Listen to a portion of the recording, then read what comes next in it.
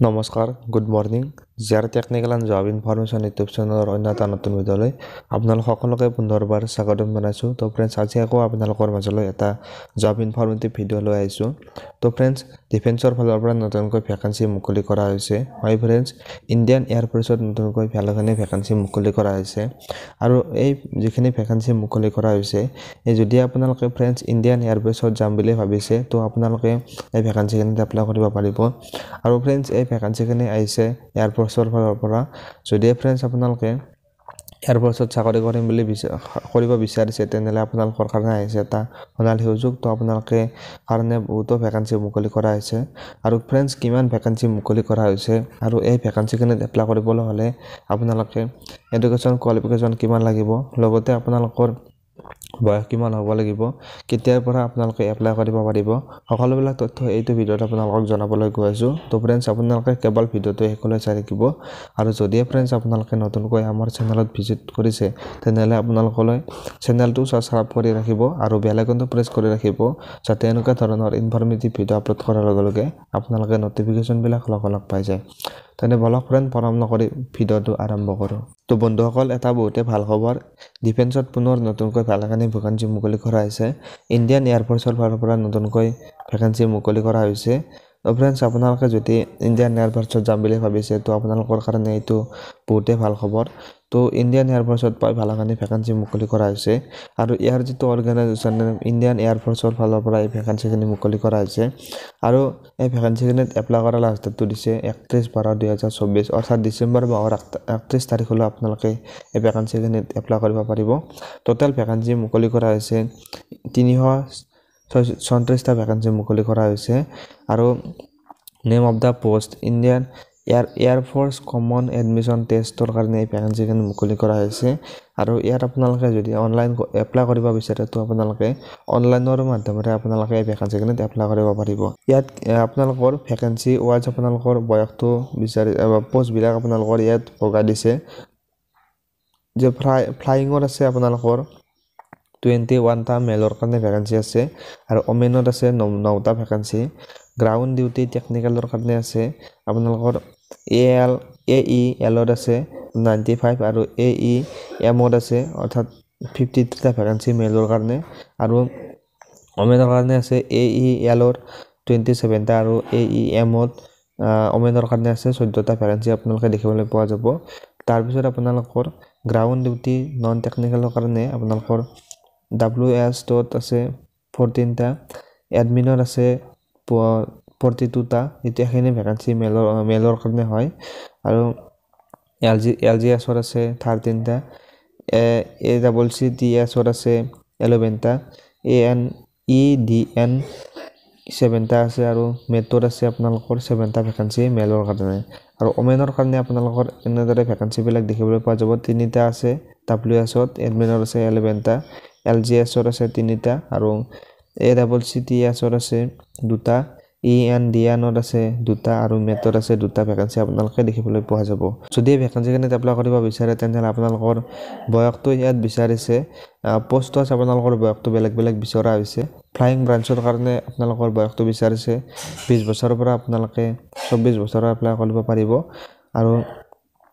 আৰু যদি আপোনালোকে জেনেৰেল গ্ৰাউণ্ড ডিউটি টেকনিকেলত আপোনালোকে এপ্লাই কৰে তো আপোনালোকে বয়সটো বিচাৰিছে 20 বছৰৰ পৰা আপোনালোকে 26 বছৰলৈ এপ্লাই কৰিব পাৰিব। আৰু গ্ৰাউণ্ড ডিউটি নন টেকনিকেলত আপোনালোকৰ বয়সটো বিচাৰিছে 20 বছৰৰ পৰা 26 বছৰলৈ আপোনালোকে এপ্লাই কৰিব পাৰিব। আৰু NCC ফ্লাইং ব্ৰাঞ্চৰ কাৰণে যদি আপোনালোকৰ NCC হোল্ডাৰ হয় তো আপোনালোকে 20 বছৰৰ পৰা আপোনালোকে 26 বছৰৰ আপোনালোকে এপ্লাই কৰিব পাৰিব। এইবাৰ আহিছোঁ এডুকেশ্যন কোৱালিফিকেশ্যনৰ বিষয়ে। তো আপোনালোকৰ ফ্লাইং ব্ৰাঞ্চৰ কাৰণে এডুকেশ্যন কোৱালিফিকেশ্যন কিমান বিচাৰিছে, যদি ফ্ৰেণ্ডছ আপোনালোকে হাই ছেকেণ্ডাৰী পাছ কৰিছে লগতে আপোনালোকৰ যদি 50% মাৰ্ক আছে তো আপোনালোকে ফ্লাইং ব্ৰাঞ্চত এপ্লাই কৰিব পাৰিব। আৰু যদি আপোনালোকৰ এইটো নাই তো আপোনালোকে যদি গ্ৰেজুৱেট কৰিছে 3 বছৰৰ যদি আপোনালোকে গ্ৰেজুৱেট কৰি থৈছে 60% মাৰ্ক থাকিব লাগিব আপোনালোকৰ। যদি আপোনালোকৰ গ্ৰেজুৱেটত 60% মাৰ্ক আছে যিকোনো ষ্ট্ৰীমৰ পৰা হ'লে আপোনালোকে এপ্লাই কৰিব পাৰিব। যদি আপোনালোকৰ গ্ৰেজুৱেট কৰা আছে যিকোনো ষ্ট্ৰীমৰ পৰা 60% মাৰ্কৰ সৈতে তো আপোনালোকে এই ভেকেঞ্চিখিনিত অৰ্থাৎ ফ্লাইং ব্ৰাঞ্চত আপোনালোকে এপ্লাই কৰিব পাৰিব।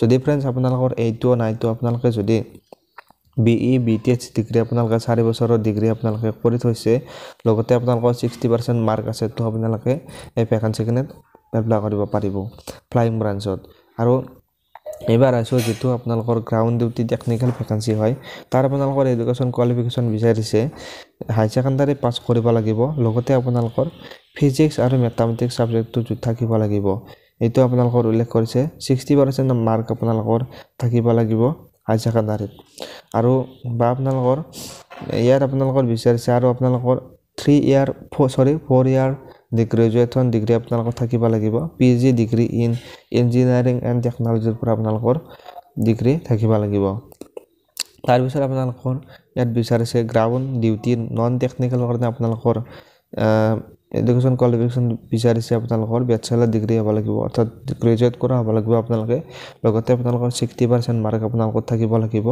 যিকোনো ষ্ট্ৰীমৰ পৰা আপোনালোকৰ 60% মাৰ্ক থাকিলে আপোনালোকে এপ্লাই কৰিব পাৰিব ground duty non technical vacancy কেনে তাৰ পিছত আপোনালোকৰ ইয়াত আপোনালোকে এপ্লাই কৰোঁতে কিছু এপ্লিকেশ্যন ফিজ দিব লাগিব সকলো কাষ্টৰ ল'ৰা ছোৱালীৰ বাবে এটা এপ্লিকেশ্যন ফিজ ইয়াত ৰাখিছে 550 টকা আপোনালোকৰ এপ্লিকেশ্যন ফিজ ৰাখিছে আপোনালোকে অনলাইনৰ মাধ্যমেৰে যেতিয়া আপোনালোকে এপ্লাই কৰে আপোনালোকে debit card credit card net banking ইউপিআইৰ মাধ্যমেৰে আপোনালোকে এপ্লিকেশ্যন ফিজটো দিব পাৰিব যদি আপোনালোকে নিজে এপ্লাই কৰে তো তাৰ পিছত আপোনালোকৰ আহিল সিলেকশন প্ৰসেসটো আপোনালোকৰ যেটো সিলেকশন প্ৰসেস হয় এই সিলেকশন প্ৰসেসটো আপোনালোকৰ প্ৰথমতে আপোনালোকৰ ৰিটেন এক্সামিনেশ্যন টেষ্ট হয় প্ৰথমতে আপোনালোকৰ ৰিটেন দিব লাগিব তাৰ পিছত আপোনালোকে আহিব ফিজিক্যাল ষ্টেণ্ডাৰ্ড টেষ্ট PST তাৰ পিছত ফিজিক্যাল এফিচিয়েন্সি টেষ্ট তাৰ পিছত ডকুমেন্ট ভেৰিফিকেশ্যন আৰু মেডিকেল টেষ্ট আপোনালোকৰ অনুষ্ঠিত হ'ব তাৰ পিছত আপোনালোকৰ physical efficiency test physical fitness টেষ্টৰ আপোনালোকৰ